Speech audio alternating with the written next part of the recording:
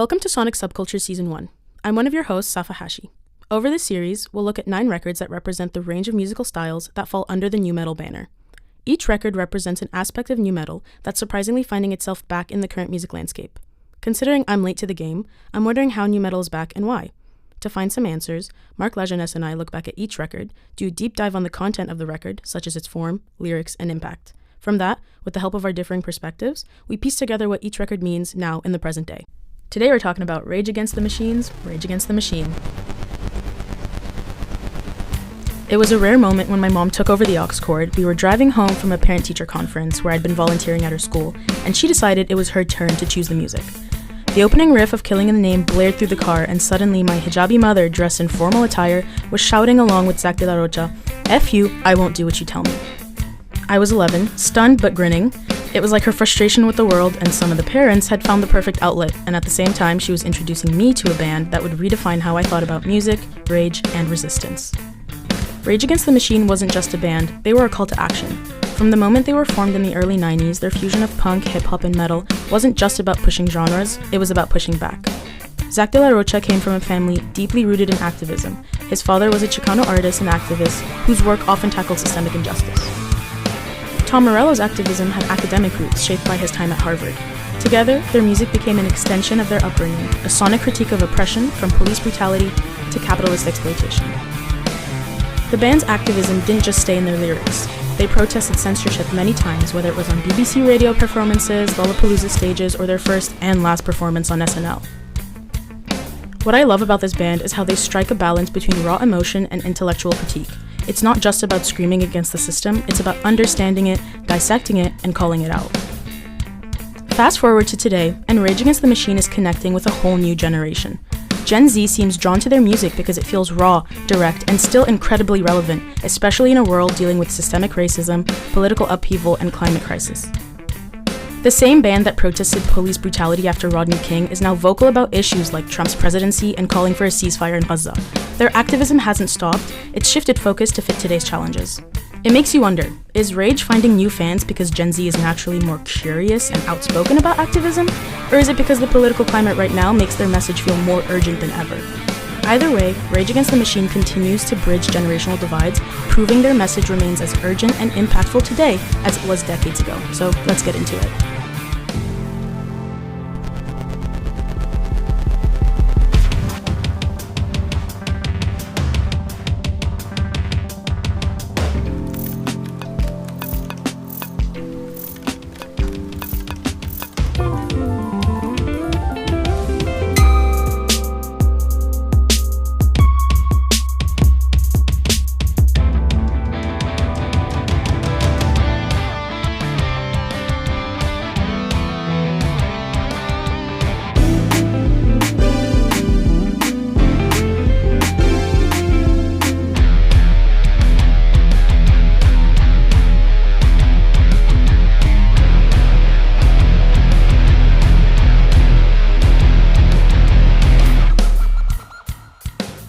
So right off the bat, I'll say it. I loved the album, their first record, their self-titled 1992 album. It's full of rage and angst, but it still feels purposeful. Like, the emotions are directed towards something meaningful, especially compared to our past episode when talking about Stain's albums. It feels like their track list and their iconic cover of The Burning Monk kind of set the tone perfectly for not only this album, but their entire career. Musically, it's dynamic and it keeps you engaged. And as I mentioned in the intro, it's such a beautiful blend of different genres. It's so nu metal to me. I've got this quote here from Zack that I think perfectly describes them. And it says, "I don't particularly care for Sabbath, and Tom doesn't particularly care for a lot of the hip-hop riffs I come up with, but the two, when fused together, make something unique." And I feel like that perfectly describes Rage. So with that being said, I kind of just want to know what you thought about it at the time, what you thought about it the second time around. How was it for you to revisit the past? Yeah, so this isn't so much a revisitation because Rage, I think, is the only... Well, this is the first one. Deftones as well. Those two of our roster of records that we're listening to for this season, this never left my listening rotation. The album in full, I don't think I've actually ever listened to since the first time I heard it when I was a kid, and I mainly listened to the singles. mainly Killing in the Name, right? Which is the big one. And so this was the first time that I put the record on in full in a really long time. And it's just a banger. Yeah. From beginning to end. Simply. So much more than I thought it was going to be. Because I was more into Evil Empire. And I always felt that the record was a bit long. And I thought this was going to have the same problem, but this is like a new metal problem where they kept releasing like 55-minute albums that should be 30 minutes because aggressive music tends to do better in bursts, especially records that don't change up their sonic pattern too much. Like every track on this is effectively the same sound palette. Yeah, it feels a bit repetitive after a while. And it's about 55-ish minutes. Yeah. It's in and around there. And aside from like 2 songs in the middle, I was like, nah, this thing just goes hard from front to back. And the thing that got me first was really the sound of it. Because like 1992, written in 1991, most of this. And this thing is a guitar, a bass, drums, and Zach. And it's one of the heaviest records, but it's airy. There's so much space, and it is somehow full of room compared to Stain, compared to Limp Bizkit, where there's tons of compression, tons of ambient noise on the distortion. All the distortion on this is clean, but it's heavy.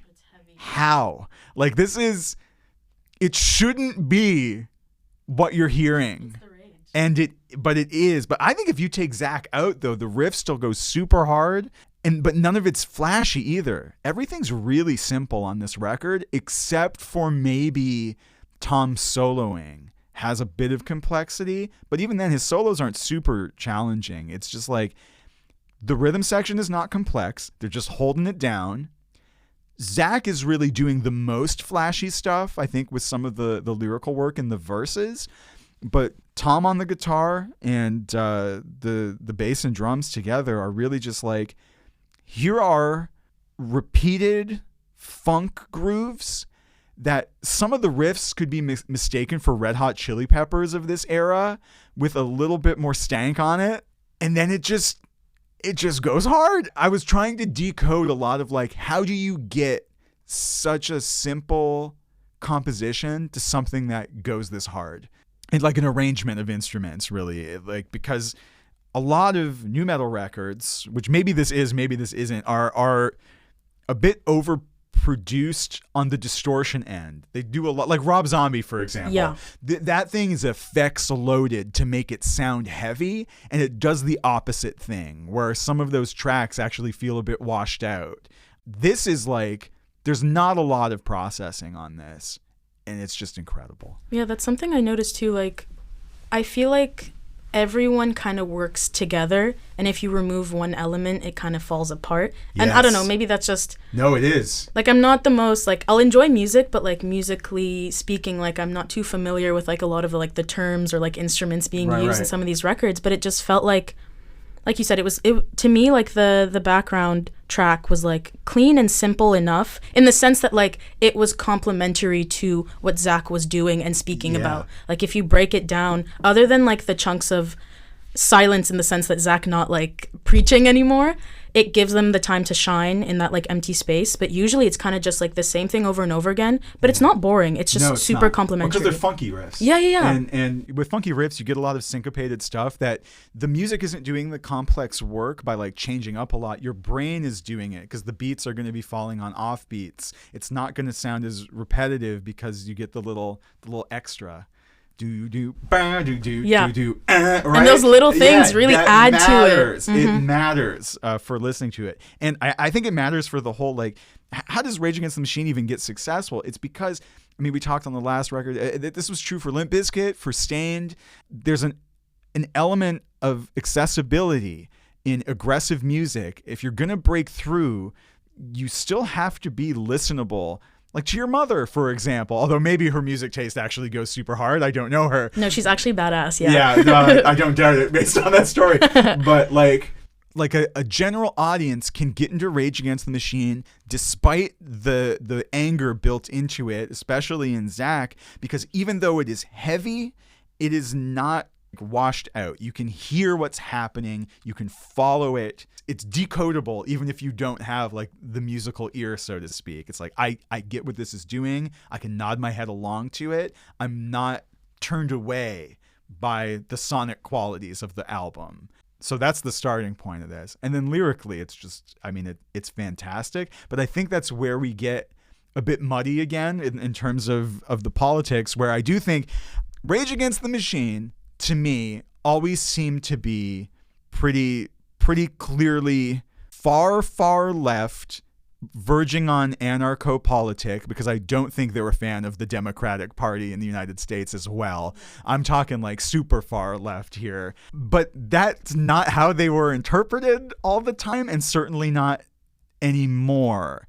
And for me, much like I was talking about on the Stained episode, like how do you go from the new metal guy to that right-wing position? Here I'm thinking about that audience perspective, where how do you even put this on and not figure out exactly what they're telling you in terms of their political position, because it seems so obvious. Yeah.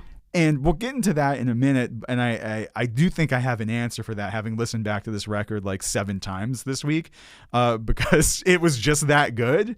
But before that, you asked, what was this like when it came out? Well, I was 5 when this came out, so I don't know. This is way before my time. And the other shocking thing was that this record came out in 92. Yeah. This could come out today and sound fresh. Like, it wouldn't sound derivative. It would work. It would only be derivative of itself. Yeah. And as much as this influenced stuff like Limp Bizkit and all the rap rock stuff from an aesthetic, no one actually copied this well. And they're kind of in a class their own, not unlike Tool, which, say what you would want about Tool. I know they're a polarizing group, but like, again, Tool has been copied forever, yet no other band actually really sounds like them effectively. Yeah. That they're so specific to understanding what they all bring to the table as musicians, and they do their thing without trying to copy other stuff. They just play their influences into something new, and it's really hard to replicate that authentically, which is incredible. And I say that because, as I mentioned last episode, when I was a young man, I was in a nu metal cover band. It was my first band. It had many different names, a lot of the names taken off of Magic the Gathering cards, such as Mind Stab. We did change that name again. And mainly we played in basements with a fog machine and a strobe light. And some of the things that we did, my favorite thing that we covered was Killing in the Name in French. Oh. Because I'm French. I'm half French. Can speak French.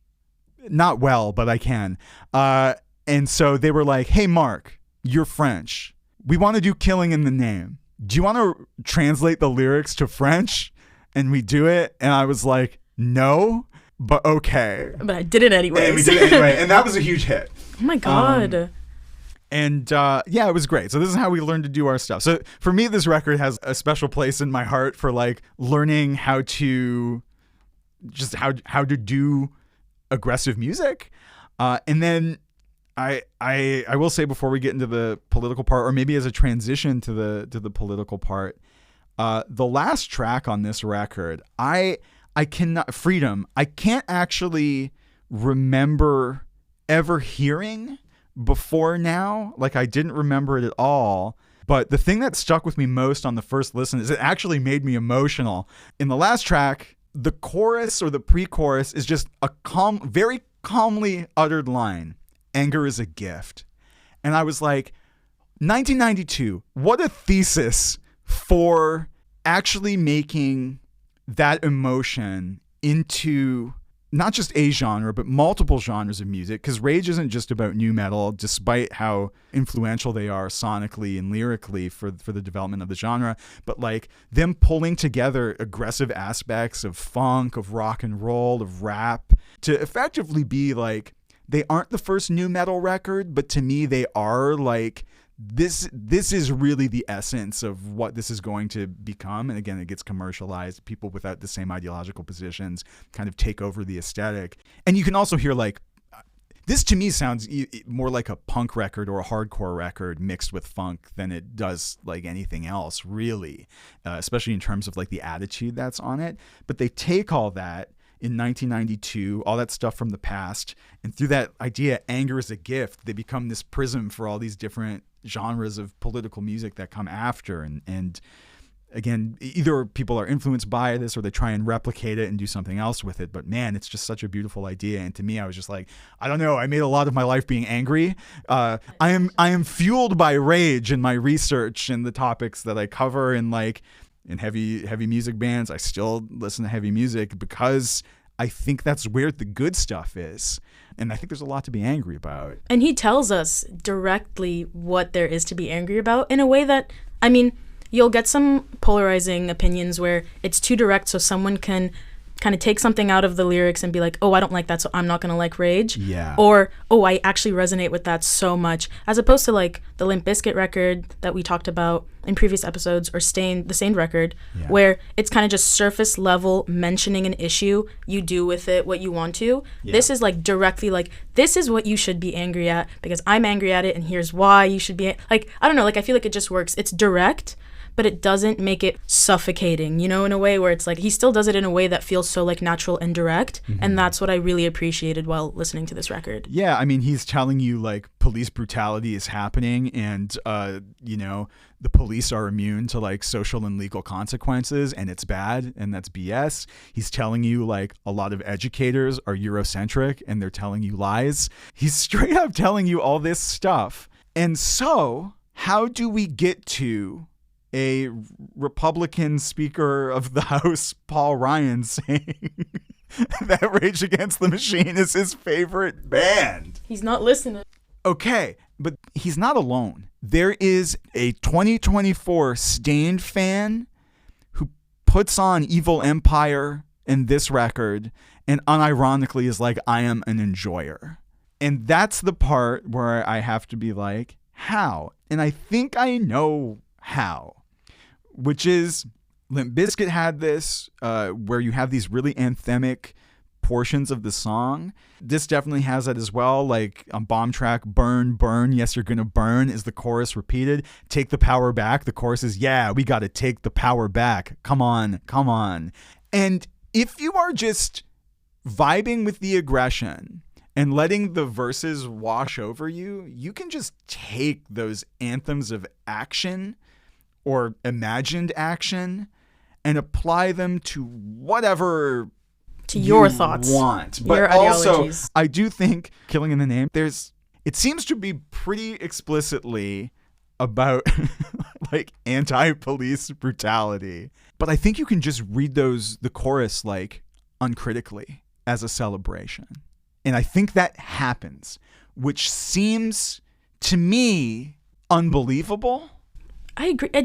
Honestly, it doesn't make sense. At least specifically with that song. Like I bring it up because there was this really viral image that kind of popped off on Instagram at the peak of like the BLM movement with George Floyd's murder. Yeah. And maybe it's an old picture. I'm not too sure if it's an older picture, but it's basically a recreation of like the Marilyn Monroe like white dress hold, mm-hmm. but it's actually like a KKK member holding down the white dress and underneath is a cop uniform. Huh. And people were like circulating this image. And as I'm doing research about this album and specifically the song Killing in the Name, the lyric, that picture with the lyric, some of those that work forces are the same that burn crosses, like comes up on it. Yeah. And I'm like, this is crazy. Like it's like a full circle moment. Yeah. So to me, if people like a decade plus later can hear that and see this image and associate the two, I don't see how anyone can interpret, at least not this song, like any differently. And that's where I'm like, where's this disconnect? Does it go back to the counterculture thing? No, I can do this. I did this last night. and what you have to do is you have to undo the critical thinking part of your brain and just go, in this chorus, those who died are justified for wearing the badge. They're the chosen whites. Damn. Yes. Yeah, you got me. As soon as you just go, I'm just going to take this at face value and not as a statement of irony, not overlaid upon an image that I have from my knowledge and life experience of police brutality out in the world and all these social issues. And you can do this with every anthemic chorus across Rage Against the Machine's discography. You're so right. That's exactly what it is. And this is where the whole nu metal thing unravels for me. I mean, Rage is about something. System of a Down is about something. They are very clearly political and have a strong political position. And I think Limp Bizkit is not. I think Stained is not really. Now Aaron Lewis is, but Stained back in the day was not. But there's so much ambiguity, and the chaos obfuscates important key points that make the position clear and that make these successful, accessible records. But okay, what about like the performances? This sounds like I'm just like countering you, like breaking down your argument. Hit the counterpoint. But I do think it's interesting. Like every time you're bringing forward like an answer to my question, like it makes so much sense. But I'm just thinking about even like I mentioned their performances. I'm thinking about the SNL performance that got them banned. You know, trying the inverted American flags when Steve Forbes was the guest. How could someone take that, for example, when people, especially people in the States, are very sensitive about the flag and what it means? Yeah. How could you see something like that? That's just like closed eyes. You lump it in with the chaos. It's the Stained album cover. It's they're just doing this for the same reason. It's just to be edgy. But that's not what their MO is. They're very political. That's their whole project. They're telling you about things. And I mean, I think to get into this, I pulled some reviews. So I couldn't find a long form review from 1992 because pre-internet really. And so there wasn't a lot of archive stuff, but I have one that was from 1992. And then I have a retrospective from the BBC that they did in 2006, I believe. It might be 2008. So this first review, this is all that it said. It was on a long list of short reviews. Metal for rap lovers and opera haters. That's all it said. Political content, aesthetic. No, it's just metal. If you like rap. Okay. And then we get to the BBC review. At another point in this review, before this chunk that I'm going to say, I do have to say that they referred to Rage Against the Machine as a brand of white rapping, to which I have to say, dear journalist, did you look at a photo of the band? Literally, like you don't even have to like look into the ancestry. Just take a look. Like, did you look at anything before you wrote your article? That's crazy. Dear journalists, please do better. Open an internet. Okay, so here's one paragraph from this review. It's only when you take a really good look under the hood that you see the failings. The flows may be bile-soaked, but say little more than America is corrupt and lies to its citizens. I disagree. And the world is unfair if you're dispossessed. Okay. Fair points and worth making, but hardly groundbreaking. It's a rhyme. What's more, they're devoid of any real concrete answers other than not agreeing to do what you tell me. This naturally made Rage Against the Machine's debut the ultimate teenage rebellion album to date as well. The soundtrack to 1 million angry stomp-offs to 1 million poster-strewn bedrooms. I take a lot of issue with this because I do think some of the political positions they're articulating are more than America is corrupt and lies. Like, they are getting really specific about like Eurocentric teaching in the classroom to a way that like I try not to be, but I felt seen where I'm like, oh, I hope that's not me. Damn. Right? Like, I thought that that's from Take the Power Back. Like, they lay it down pretty thick. Why don't we pull up that? I'm going to pull up that track, give you some lyrics. In the right light, study becomes insight, but the system that dissed us teaches us to read and write. So-called facts are fraud. They want us to allege and pledge and bow down to their God. Lost the culture lost, spun our minds through time. Ignorance has taken over. Yo, we got to take the power back, etc., etc.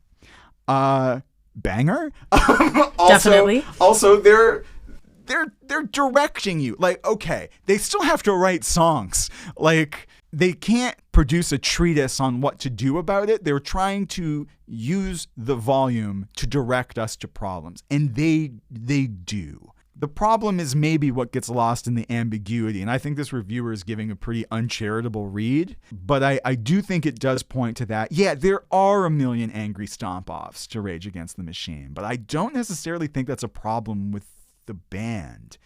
I think that's just the format we're in. Music is often really ambiguous, and I'm trying to figure out if there's a better way to I don't know, present that argument. I don't know what to do with it. But maybe music is just not a solid format for doing coherent politics. I think it's just giving too much, maybe not too much power. Like, that's the good thing. In the way that people are trying to interpret the music is kind of where this ambiguity lies. Like, even the fans themselves will kind of take the words and I think sometimes overanalyze them and then cause problems. Like, specifically with Take the Power Back, like the system that dissed us teaches us to read and write. This guy on Reddit is like, oh, Tom Morello attending Harvard has to be one of the greatest acts of hypocrisy in music history. What about the machine? You just gave the machine all of your money, dumbass. Like, I feel like sometimes it's just like they want to kind of put out this message. Yeah. And you can't like spoon feed everything. And I feel like that sometimes that's where it kind of gets lost. It's like either you're not critically thinking enough, or sometimes maybe you're getting too into it that you think that it's this like big joke and that you're like the wokest of the listeners. Yeah. Like, I don't know. That's kind of how I was interpreting it. Like, it's still kind of a gray area with how we're talking about it, but there's a lot to kind of take from it. Yeah, and I mean, but that's like, this is the charm point of music and poetry, which the lyricism is poetry, is that it is up to interpretation, and even the things that seem the most obvious. And this is where the cultural politics of nu metal comes in here, of like, even the thing that you think is most spelled out for you is still up to interpretation of the countervailant position to what is explicitly the message of the thing. And part of why I think this gets lumped into that, conservative aggression as well, is just that nu metal is very thoroughly operating in those feelings as an aesthetic, as a genre. That's what it's doing. So it makes sense, because it's the one of these things is not like the other, but it looks enough like it that we can just interpret this like this fits in alongside Limp Bizkit somehow, even though it really shouldn't, but it does. Yeah, that's true. I guess I've never thought about it that way, and we kind of mentioned it in the last episode when we were talking about Aaron Lewis, like how looking into his work kind of like switched up my algorithm, I guess. Yeah. And I guess it's the same thing here. Like, I never thought about the fact that how I'm dissecting the Rage Against the Machine, like media or like critiques of the albums and stuff, like it's still within my like echo chamber a bit. Well, exactly. So I guess you're filtering it through your life. Yeah, exactly. Like, it's so easy to be like, how could you not see it this way? But I'm sure someone on the other side of the political spectrum could be like, there's no other way to think about it than this way. Yeah, this is what it is. Yeah. The Dems want me to pay more taxes. F you, I won't do what you tell me. That's literally what it is. Yeah. That's how it works. I think with kind of what I was trying to say with the whole algorithm thing, especially with Gen Z, there's this thing that I've noticed, especially like on TikTok, on Instagram, like in spaces where we're discussing music, they will not let you interpret the song any way that you want. Someone will be in the comment section of a digital space and just be like, oh my God, this song when she mentioned how she was gay, and the person was like, how could you think that she's talking about her being gay? She's actually just talking about how much she hates her mother. And you'll have people feuding in the comments. Yeah. And I think that, I guess it kind of reminded me of this, where it's like, you're getting upset and you're kind of fighting, thinking about what these people are trying to say. And the whole time, they're just trying to be politically inclined. They're trying to tell you what to care about. Mm-hmm. I found this study that I thought was pretty interesting. It's a collection of essays about how music kind of like gets people into politics at an early age. And one of the contributors, Lajeunesse Stamidis, sorry, I hope I'm pronouncing your name correctly. She talks about how Rage Against the Machine's music served as a catalyst for young listeners to question authority. And I guess maybe like as you're questioning authority and you're listening to the songs, it kind of gives you, without having to like necessarily look into research, like you're not having to open up a book, you're not having to like kind of do what we're doing with this album. Right. They're kind of giving you this idea who to hate, who to question, which is important at that beginning stage. Mm-hmm. And maybe that's where, once again, the gray zone has people kind of going towards the left or going towards the right. Yeah, the question authority of it all too, whereas like I suppose something from Limp Bizkit is just like break stuff. Yeah. And Stain is like, I just feel bad. At least Rage Against the Machine is like the meta comment, the thing that regardless of where you're at, you're going to take away from this is like, don't trust authority. But again, in the non-specificity of the reading of the material, I actually think that's a trap, because like trust no one isn't super functional as a productive political position. you have to trust somebody. And it would be so much better if this or punk or all the associated genres were actually maybe directing you more towards like, well, you know, there are networks of activists who are trying to do things, and these are signs you should look out for in your social engagement when you're trying to achieve an objective of people who might be abusing the systems of a non-for-profit for their own goals. But there are a lot of people working in these that you actually do need to rely on unless you're independently wealthy, because you actually cannot achieve social change on your own. Like, trust no one or just defy authority. So good if you don't take it literally, but if you absorb it maximally, which is what these extreme genres do, it's always up to 100 or 111, I suppose, right? Like, then what can you do? If you trust no one, then are you just in the self-loathing? Are you just in the Aaron Lewis position? Do you just become stained? You probably do. Maybe that's what it is. It's like just questioning, like, it turns into like kind of hating yourself for not knowing where to put that anger. Because maybe you believe that no one can possibly help you or work towards an aim that you are aspiring for that isn't here. Yeah. Right? It's that nihilist position. Mm-hmm. And I don't think that's what Rage is after, especially because they're doers. They're doing the thing, right? They produce music. They continue to put out this message, and they do so because they believe in it. I don't think they're phony. Yeah. Like, again, it's sincere. I fully believe this is a sincere band. Zach still appears on Run the Jewels records. Run the Jewels has some incoherent political positions, but they are political.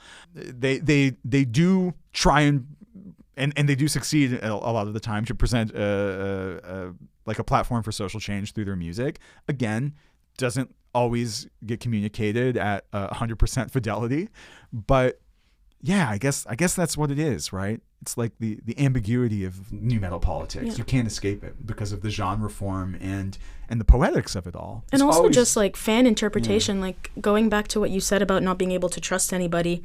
I think that when you have a band as politically loaded, and also just like the way they do it, they're confident about it, and like in such a chaotic way. Yeah, you have these fans that might look to Rage as the source to trust, you know? Mm-hmm. And then I'm seeing some of this shift, like, for example, in some of their, like, later shows, like, around pandemic time, they were urging, like, viewers to wear masks. Yeah. And once again, on Reddit, that's where I stay in these spaces, because you get the truth of it, you know? You get a variety. The truth of it. Assemblage. Well, yeah. Something good to dissect here. It's like, oh, once again, like, look at that, feeding into the machine. Like, in what world would you think that Rage Against the Machine would not be going against misinformation in such a, like, the way that people were kind of taking COVID and masks and vaccines, you know, they're spreading misinformation, they're bashing healthcare systems. This was like an only acceptable, like, or cheap form of, like, healthcare for most. Yeah. And them kind of saying, like, oh, please don't forget to wear your masks or whatever. People kind of were like, oh, look at that. They're giving into the machine. They've become sheep, so we don't like them anymore. So I feel like maybe they're kind of losing the trust in a way without holding on to the message anymore. Yeah, I don't know. But the thing is, okay, so this is my closing point on this. We can obviously take the conversation further, but there's a line in one of the earlier tracks on this record that I don't have it pulled up, but was to the effect of, if someone is selling you freedom, they're selling you a lie. I don't think that's it verbatim, but that's the idea of what they're telling you. And the last track of this record is called Freedom. And I fully believe that Rage Against the Machine, even in 1992, when there were a bunch of young men writing this stuff, understand that they are a band and that there are extreme limits to what they're able to do, right? I don't think that they want the audience to turn to them as the source. I think it's very similar to folks like Jon Stewart or John Oliver, who are doing these comedy shows that have now become the more reliable source for left-leaning folks to get their political information. I think they would like to be comedians and to not be seen as the reliable news. I think Rage is in the same boat, but we decide what we do with our media as like an audience collective. And I think in some small way, Rage here is telling you, you're not supposed to listen to us for this. we aren't the be all end all. We're just trying to mobilize your emotions to action through what the beauty of what music does. It makes the body move. It makes the body tingle. It makes you look in a different direction. It's the magic of sound, right? I guess sometimes it's easy to fall into those spaces. Like sometimes even with Gen Z, like whether it's Rage Against the Machine or like an influencer, sometimes maybe you don't want to like actually think about the problem that's happening, but maybe associating with someone talking about it makes you feel just good enough that you're on the quote unquote right side, even though it's open. Process. Exactly. It's open to interpretation. You feel like you're on the right side, but you don't actually have to dissect and listen to what Zach's telling you to do. Yeah. Part of me wonders if like, because Rage broke up pretty, like, when they were still going strong. Yeah. Like, they could have kept going. And, like, I don't know. I wonder, I mean, and this is a thing that reflects on me, too, of, like, moving away from doing music and going into higher education to be, like, because, again, I was screaming at people in my band for a reason. I had things that I believed in and would have liked people to do socially. And doesn't actually do what you want it to do. Like, it's not achieving the result. And part of me wonders if they're like, well, we're not actually achieving the result. Or for Zach, who I think was the one, like the holdout, who's the one who didn't want to continue doing it. Yeah, he said, if I'm not mistaken, there's like a lot of articles that say different things, but the general consensus is that he wanted to kind of continue on with the message, but goes back to what you said, there's only so much you could do. A band has limits. And I think sometimes he'd forget that it was more, like, especially at that point, they were a band. People kind of wanted to listen to Rage Against the Machine rather than Zach's preaching, even though it's so interconnected, but there's that separation there. I mean, you can see how as soon as you swap to Chris Cornell and Audio Slave, it loses an edge, and that was a hugely successful band. But is Audio Slave about stuff? I like not as much as Rage, for sure. That's what I'm saying, right? And so the political aspect does matter. It's imperfect. It's ambiguous. And that's what it is. That's what it is. It'll make you question. But, I mean, just the way that this episode kind of went, like with us questioning each other's opinions on things and kind of questioning where it stands now, like, I guess maybe that is what it was all about, you know?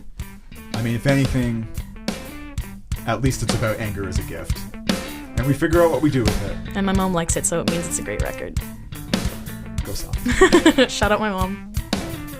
See you next time. Thanks for listening to Sonic Subculture Season 1. This podcast is produced by Marc Lajeunesse and Safa Hachi in conjunction with the Media History Research Center at Concordia University in Montreal, Canada.